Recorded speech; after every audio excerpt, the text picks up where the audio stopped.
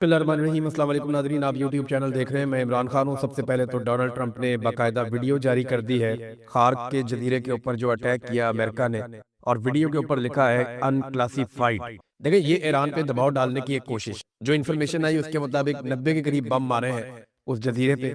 اور جزیرہ آپ کو پتا ہے، میں نے پہلے بتایا تھا کہ یہ 20 مربع کلومیٹر کا ایک چھوٹا سا جزیرہ ہے، بہت بڑا تو ہے نہیں۔ تو یہاں پہ امریکن ایئر فورس نے B-2 بمبرز کا استعمال کر کے 20 کے قریب بم مارے ہیں۔ بغداد میں امریکی ایمبیسی کے اوپر ابھی اٹیک کیا ایران نے، اور اس اٹیک کے اندر جو ریڈارز تھے وہاں پہ امریکی ایمبیسی میں لگے ہوئے، انہیں تباہ کر دیا ہے۔ تو انفراسٹرکچر کی تباہی تو ہو رہی ہے۔ ایک اور بہت بڑی خبر، اور یہ خبر امریکہ کو ہلا دینے والی خبر یہ ہے کہ کم جونگ ان، یہ امریکہ کے لیے خوف کی علامت ہے۔ لوگ اس کو دہشت گرد کے طور پہ دیکھتے ہیں، لیکن اس نے کوئی بھی عالمی جنگ شروع نہیں کی، اس نے دنیا میں کسی کو ایٹم بم نہیں مارا، اس نے ملکوں کے اوپر قبضے نہیں کیے۔ لیکن شمالی کوریا کے اندر ڈکٹیٹرشپ ہے، لوگوں کے اوپر بڑے مظالم ہوتے ہیں، یہ بھی ایک بالکل درست بات ہے۔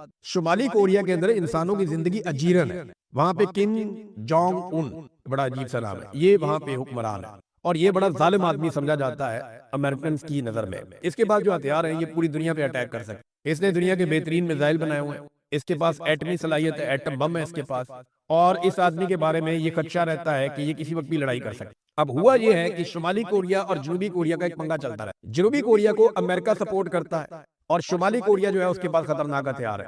جنوبی کوریا کے ساتھ آگے جاپان بھی ہے، اور جاپان کو بھی امریکہ سپورٹ کرتا ہے تاکہ شمالی کوریا سے بچایا جا سکے ان دونوں ملکوں کو۔ ابھی جو لڑائی ہوئی ہے اسرائیل کو محفوظ بنانے کے لیے، جب امریکہ کے سارے ریڈار تباہ ہو گئے مڈل ایسٹ میں، تو امریکہ نے جنوبی کوریا جو امریکہ کا اتحادی ہے، جس کو امریکہ بچانا چاہتا ہے شمالی کوریا یعنی کم جونگ ان سے، تو وہاں سے امریکہ نے ریڈار کے سسٹم اور جو اینٹی ایئر ڈیفنس کا پورا ان کا سسٹم ہے وہ وہاں سے اٹھائے، اور وہ سارے شفٹ کیے اسرائیل کی طرف، تاکہ کم سے کم اسرائیل کو بچایا جا سکے، کیونکہ یہاں پہ تو خطے میں جنگ نہیں لگی ہوئی جنوبی کوریا میں۔ لیکن جیسے ہی امریکہ نے یہاں سے ہتھیار ہٹائے تو جنوبی کوریا خطرے میں آ گیا۔ شمالی کوریا نے 10 میزائل داغ دیے ہیں۔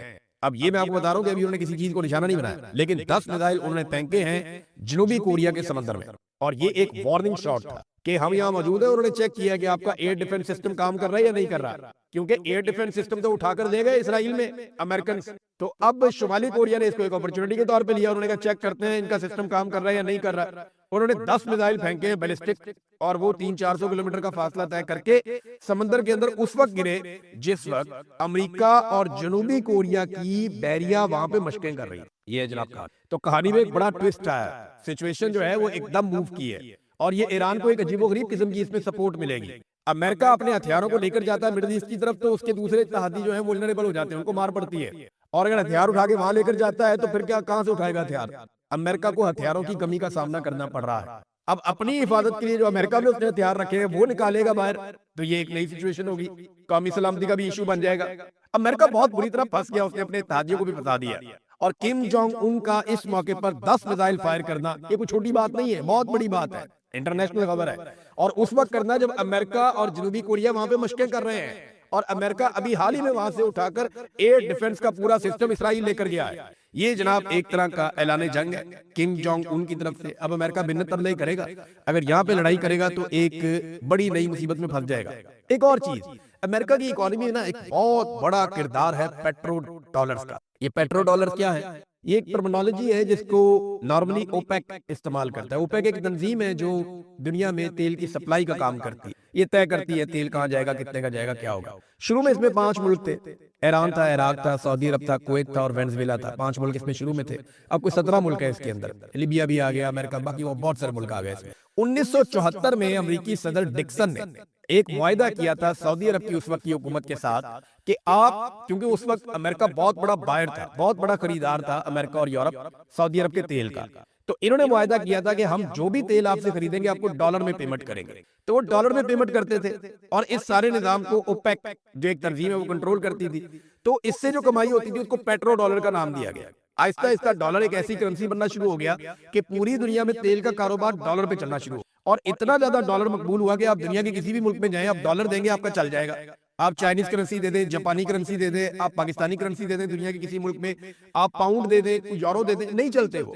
یورپ کے اندر یورو چلتا ہے، اسی یورو کو آپ کہیں ایشیا میں لے جائیں نہیں چلے گا۔ ڈالر دنیا کے ہر ملک میں ایکسپٹ کیا جاتا ہے، وہ ایک عالمی کرنسی بن گیا پیٹرو ڈالر کے ذریعے سے، یعنی دنیا کی پیٹرولیم مصنوعات کی جو ایک ترسیل ہے وہ ڈالر کے ذریعے سے ہو رہی تھی۔ پھر آہستہ آہستہ امریکہ نے پیٹرول امپورٹ کرنا کم کر دیا، کیونکہ امریکہ نے خود اپنا پیٹرول بڑا بندوبست کر لیا۔ تو ایسے میں چائنا اس وقت سب سے بڑا خریدار ہے پیٹرول کا اس خطے میں، اور روس ایک بہت بڑا سیلر ہے، وہ بہت بڑی مقدار میں پیٹرول بیچتا ہے دنیا کو۔ تو اب ایران نے ایک عجیب و غریب شرط رکھ دی، اور چین نے اور ایران نے ایسا لگتا ہے مل کر امریکہ کو ٹھکانے لگانے کا فیصلہ کر لیا۔ شرط انہوں نے یہ رکھی ہے کہ جو بھی جہاز یہاں سے محدود مقدار میں اپنا تیل لے کر جانا چاہتے ہیں اپنی ضرورت کے تحت، وہ اگر چائنیز کرنسی کے اندر پیمنٹ کرتے ہیں ڈالر کی بجائے تو ہم ان کے لیے راستہ دیں گے۔ دیکھیں، یہ جس وقت امریکن ڈالر گرے گا نا اس وقت امریکہ گر جائے۔ اگر کسی ایک چیز نے امریکہ کو سپر پاور کے طور پہ برقرار رکھا ہوا تو اس کو ڈالر ہے، جو پوری دنیا میں ایکسیپٹیبل کرنسی۔ جب متبادل کرنسی آ جائے گی چیلنج کرنے کے لیے، تو پھر وہ چیلنج صرف یہ نہیں ہوگا کرنسی آ گئی ہے،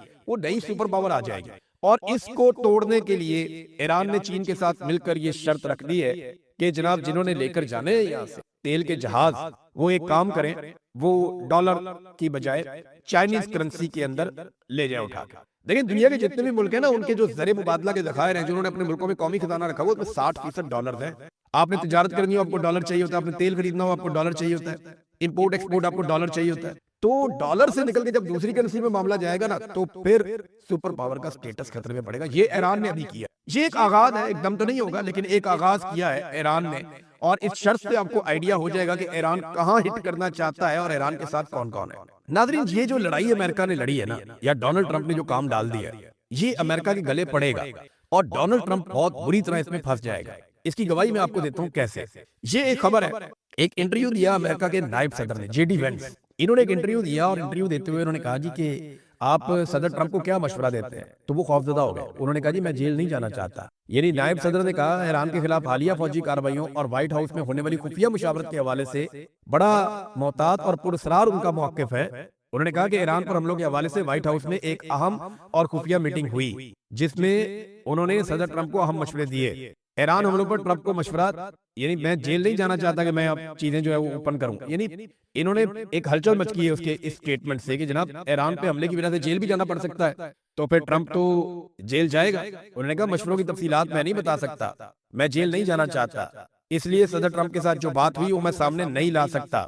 اس میٹنگ کی حساسیت ایسی ہے وہ کسی بھی قیمت پر اسے عام نہیں کر سکتے۔ دیکھیں، امریکہ میں بار بار موجودہ رجیم کو سمجھایا گیا تھا کہ یہ والا پنگا نہیں کرنا، لیکن ٹرمپ نے ایپسٹین فائل سے بچنے کے لیے کام ڈال دیا۔ اب ٹرمپ کے اپنے لوگ ڈرے ہوئے ہیں۔ ایک متھ یہ ہے، اور یہ دعویٰ کیا جا رہا ہے، ٹیلی گراف نے یہ دعویٰ بھی کیا ہے کہ امریکی وزیر جنگ پیٹ ہیگسٹ، ان کو جناب ایران جنگ پہ ہٹایا بھی جا سکتا، کیونکہ ساری تنقید کا رخ ان کی طرف جائے گا، اور بہت ممکن ہے کہ اس کو ایک ہیومن شیلڈ کے طور پہ استعمال کیا جائے، اور یہ بندہ ڈونلڈ ٹرمپ کی جگہ پہ سزا بھگت رہا ہو فیوچر میں، کیونکہ اس نے بڑے جارحانہ بیانات دیے ہیں ایران پہ اٹیک کے حوالے سے۔ تو وہ جنگ جو بڑے شوق سے شروع کی تھی امریکہ نے، اب امریکنز کی گلے پڑی ہوئی ہے، اور انہیں یہ لگتا ہے کہ غلط فیصلوں کی قیمت ادا کرنی پڑے گی۔ ناظرین، ایران میں جو اب تک لوگ شہید ہوئے ہیں ان کی تعداد 1350 کے قریب ہے، اور 17,000 سے زائد لوگ زخمی ہو چکے ہیں۔ امریکہ کو جو لوگ مطلوب ہیں ان میں سے چند لوگ عوام کے اندر کھلے پھر رہے ہیں، یعنی علی لارنجانی کی ویڈیوز آئی، وہ عوام کے اندر گھوم رہے ہیں، جا رہے ہیں، آ رہے ہیں، لیکن دوسری طرف نیتن یاہو کا کوئی پتہ نہیں کہ وہ کدھر گیا، اور اس کی ایک ویڈیو کے اوپر سوالات اٹھائے جا رہے ہیں، بہت سارے لوگ دعویٰ کر رہے ہیں، لیکن یہ ساری افواہیں، ابھی تک کنفرمیشن کسی چیز کی نہیں آئی۔ اب دیکھنا یہ ہے کہ کیا اسرائیل واپس نارمل ہو پائے گا، کیونکہ اسرائیلی شہری ایک فوبیا کا شکار ہو گئے ہیں، وہ ذہنی تناؤ کا شکار ہو گئے ہیں، جس قسم کی بمباری انہوں نے گزشتہ 2 ہفتوں کے اندر دیکھی ہے۔ ناظرین، پاکستان کے اندر سے کچھ خبریں ہیں، میں آپ کو اگلے ویلاگ میں دوں گا، لیکن ایک چیز میں آپ کو بتاتا ہوں کہ ایک صحافی ہیں وقاص صاحب، یہ جو مریم نواز کا لگژری طیارہ جو پنجاب حکومت کے یا پاکستانیوں کے پیسوں سے 11 ارب روپے سے خریدا گیا غریب ملک کے، وہ طیارہ پہنچا ہوا ہے ویانا میں، اور صحافی وقاص صاحب یہ دعویٰ کر رہے ہیں کہ یورپ میں یہ جو طیارہ پھر رہا ہے نا، یہ مریم نواز کا بیٹا جس کی حال ہی میں شادی ہوئی ہے دوسری، اس کے ہنی مون کا یہ صحافی وقاص نے دعویٰ کیا۔ دیکھیں، اگر یہ خبر سچ ثابت ہو جاتی ہے کہ اس طیارے میں جنید صفدر اور اس کی اہلیہ گئے، اور یہ واقعی ان کی ٹریولنگ کے لیے استعمال ہوا ہے، تو یہ ایک بہت بڑا ڈیزاسٹر ہوگا شریف خان۔ جو تفصیلی عمران خان صاحب کا پیغام ہے ذرا وہ آپ سن لیجئے، پھر میں آپ کو بتاتا ہوں کہ ایکچولی یہ ہونے کیا جا رہا ہے۔ عمران خان صاحب کا قوم کے نام پیغام: میرے پاکستانیوں، میں نے جتنا ہو سکا ملک اور قوم کی خاطر ہر قربانی دی ہے، اور انشاءاللہ خون کے آخری قطرے تک آپ کی حقیقی آزادی کے لیے لڑتا رہوں گا، لیکن یہ جنگ صرف عمران خان کی نہیں، پوری قوم کی ہے۔ اگر ہم آج اس ظلم اور ستم کے خلاف کھڑے نہ ہوئے تو ہماری آئندہ نسلیں ہمیں معاف نہیں کریں گی۔ جمہور کی طاقت سے ظلم کے نظام کے خاتمے کا وقت آ پہنچا ہے۔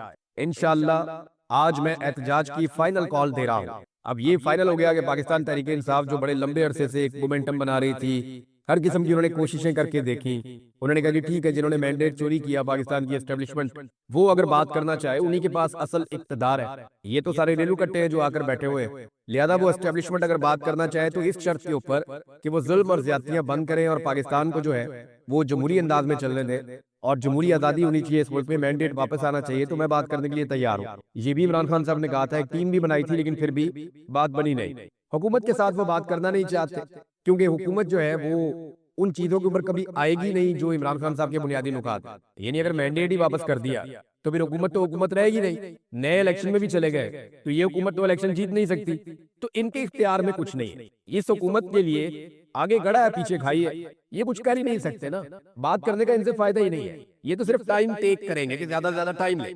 ہاں، عمران خان حکومت سے بات اس صورت میں کر سکتے ہیں کہ انہوں نے خود جیل سے باہر آنا ہو کہ بھی مجھے تو جیل سے باہر نکالو، میں تمہارا ٹائم پورا کروا دوں گا۔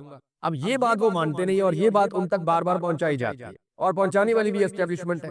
3-4 مرتبہ ان تک لوگ یہ باتیں لے کر گئے، اسٹیبلشمنٹ کے پیغامات لے کر گئے۔ عمران خان صاحب نے چٹا انکار کیا کہ میں نہیں کرتا۔ ان کا پیغام آگے آپ سن لیں، ملک میں بوگس پارلیمنٹ، بوگس وزیر اعظم، بوگس صدر اور بوگس جمہوریت ہے۔ اس وقت جنرل مشرف سے زیادہ خوفناک ڈکٹیٹرشپ قائم ہے، قانون کی بالادستی، جمہوریت کی آزادی اور ملک کے مستقبل کو ختم کر دیا گیا ہے۔ اپنے سہولت کاروں کی مدد سے مینڈیٹ چوری کر کے ملک پر قابض مافیا کے زیر انتظام جاری فسطائیت کے نظام، آئین اور قانون اور عدلیہ پر مسلسل حملوں، ہمارے بے گناہ لوگوں کو زندان میں ڈالنے والی جعلی حکومت کو یہ بتانا ہوگا کہ قوم کو یہ سب نامنظور ہے۔ میں نے پارٹی رہنماؤں کو جامع احتجاجی پلان دے دیا ہے، میں نے ایک کمیٹی تشکیل دے دی ہے۔ احتجاج کو لیڈ کرنے اور ختم کرنے کا اختیار اس کمیٹی کے پاس ہوگا۔ مذاکرات جب کرنے ہوں گے، جس سے بھی کرنے ہوں گے، ہینڈلرز جس کسی کو بھی آگے کریں گے، ہماری کمیٹی ان سے مذاکرات کرے گی۔ میں اپنی پارٹی قیادت کو یہ ہدایت کرتا ہوں کہ احتجاج کی جامع منصوبہ بندی کرے اور اپنے حلقے کے لوگوں کو اس کے حوالے سے مکمل آگاہی دے کر ایک بھرپور لیکن پرامن احتجاج کے لیے تیار کرے۔ جہاں یہ احتجاج پارٹی لیڈرز، ممبران اسمبلی، ٹکٹ ہولڈرز، ناظمین اور صوبائی اور مقامی تنظیموں کا امتحان ہے، وہیں ہر طبقے بشمول اپنے کاروباری طبقے، سول سوسائٹی، قانونی برادری، کسان، ریڈی بانوں، تنخواہ دار طبقے سے کہتا ہوں کہ اسلام آباد پہنچے۔ میرے نوجوان اور طلباء جن کا مستقبل بالخصوص داؤ پر ہے، ان کو یہ ہدایت دینا چاہتا ہوں کہ آپ نے اس تحریک میں بڑھ چڑھ کر حصہ لینا ہے۔ اپنے بیرون ملک مقیم پاکستانیوں کو بھی میرا یہ پیغام ہے کہ قوم کے مستقبل کی خاطر دنیا بھر میں احتجاج کا حصہ بنے اور پارٹی کی فنڈنگ میں بھی بھرپور حصہ لیں۔ مجھے اپنی قوم پر مکمل بھروسہ ہے اور عوام کا سمندر ہر رکاوٹ اور کنٹینرز کو بہا کر لے جائے گا۔ اس دن یک زبان ہو کر پوری قوم کے یہی مطالبات ہوں گے۔ آئین کو اپنی پرانی حالت میں بحال کیا جائے، چوری شدہ مینڈیٹ واپس کیا جائے، بغیر ٹرائل جو گرفتار سیاسی قیدی ہیں ان کی رہائی ہو۔ میرے پاکستانیوں، اب کی بار ہم نے اپنے مطالبات کی منظوری تک واپس نہیں لوٹنا۔ یہ عمران خان صاحب کا پیغام ہے۔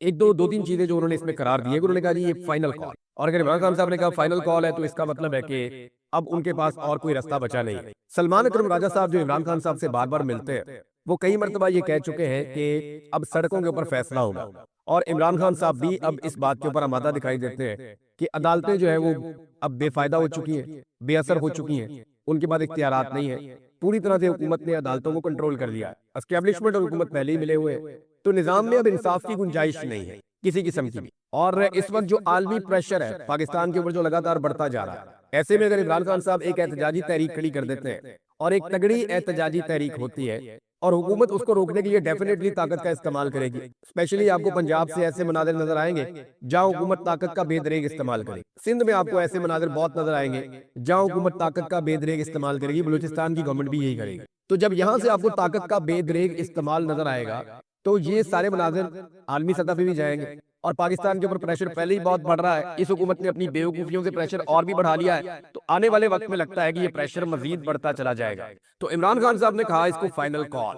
اب اگر یہ فائنل کال ہے تو کیا پاکستان تحریک انصاف کے پاس یہ آخری موقع ہے کہ وہ عمران خان صاحب کو جیل سے چھڑا لے، یا وہ اپنا مینڈیٹ واپس لے لے، یا وہ ایک ایسی حکومت جس کے پاس مینڈیٹ نہیں ہے، جو مینڈیٹ کو چوری کر کے آگے بیٹھی ہوئی ہے، اس سے جان چھڑا لے؟